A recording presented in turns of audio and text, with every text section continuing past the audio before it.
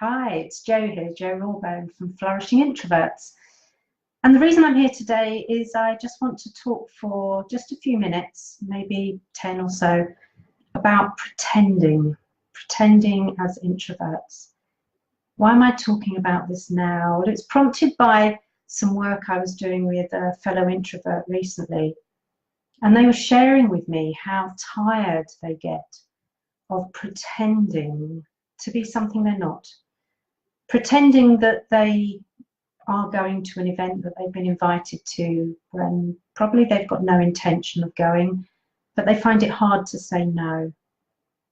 Pretending to be okay in that busy office environment when everything that's kind of going on around is a bit mad and crazy for an introvert.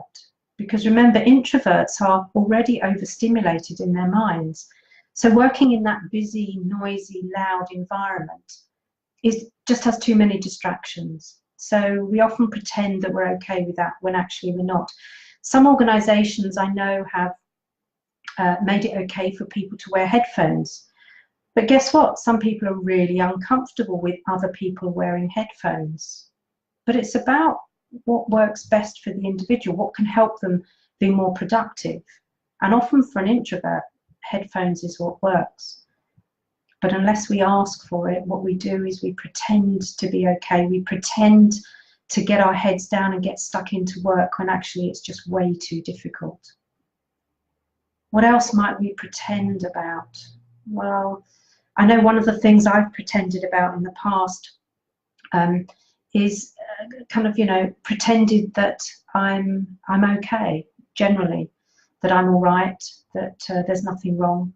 I've pretended to go along with decisions that have been made because I know that I'm not going to be given enough time for me to come to my own conclusion. And I don't want to be seen as holding up the party or as somebody once said, a drag anchor. God, how annoying is that? So there are many things that we actually end up pretending about if we're not careful. And we pretend because it sometimes feels too difficult to say or ask for what we need, to say no, or to ask for something specifically.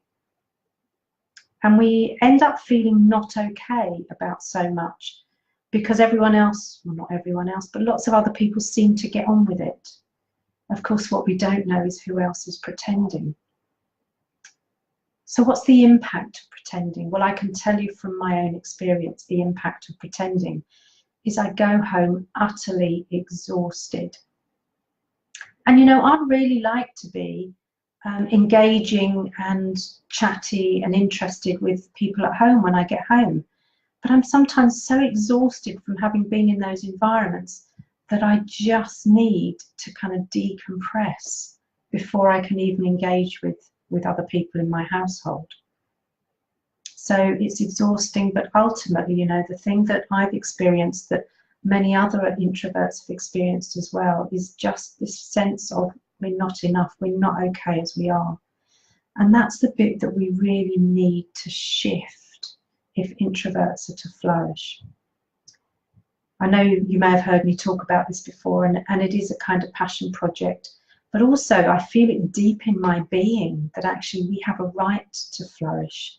We have a right not to pretend. We have a right to be who we are and to be valued for who we are. But where does that start? It starts with us valuing ourselves.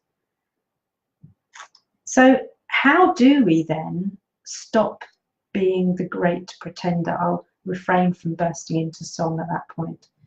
But how do we stop being the great pretender? I think it's a three-step process as a minimum.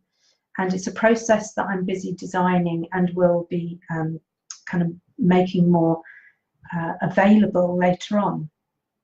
But the first thing really, I think, is about identifying those areas where I'm pretending and making a conscious decision, a conscious choice to stop pretending in those areas. So what I need to do is skill myself up to be able to explain to people why something is not okay for me.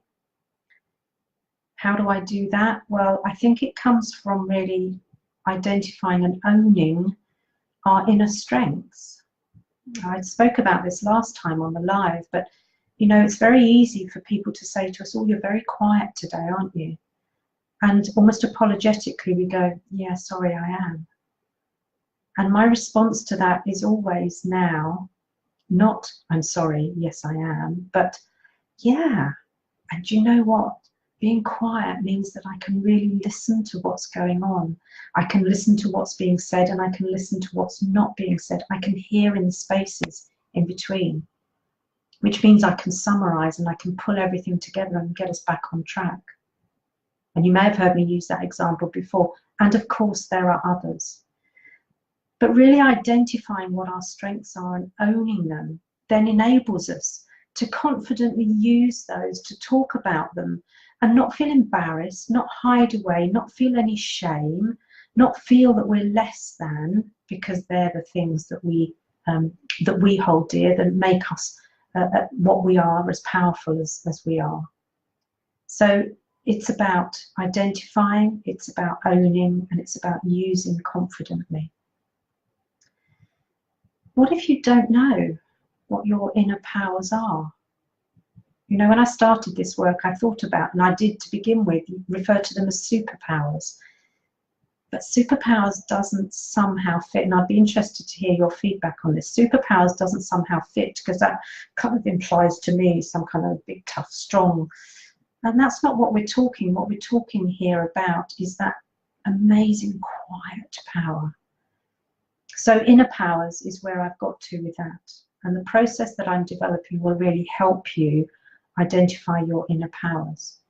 If you haven't already done it, do complete the questionnaire that helps you understand your type of introversion, because that will give you a glimpse into your inner powers. I will put it in the comments below when this goes live, but it's www.yourintroverttype.co.uk, all one word. So do take that questionnaire, because it will give you a glimpse into your introvert powers. But then it's about doing something more deliberate with those. And that's what I'm looking to do. That's what I'm looking to create with people. So when you're ready to stop pretending, when you're ready to pretend you're out when the doorbell goes, when you're ready to stop screening your calls when you see a certain name come up, when you're ready to really step into your introversion power and bring that to the fore for all of us to benefit from, let me know, because there's work we can do together. You know, I'm so excited about what's coming up in the next few months. I'm trying to keep a kind of lid on it, keep it a bit contained. But if you do want to be some of the first to know some of the things that are happening, some of the initiatives, there's going to be some online courses, then please do follow the Flourishing Introverts Facebook page, because obviously the notifications will go up there first. And for those of you who have completed the questionnaire and on the email list, obviously you'll get an email about it too. So watch this space. There's going to be some interesting stuff going on. I encourage you to stop pretending and do it by degrees. You don't have to stop everything all at once. And start off by thinking, really reflecting on, what am I pretending about that it's time to let go of, that it's time to stop. And we'll pick this up again later. Thank you.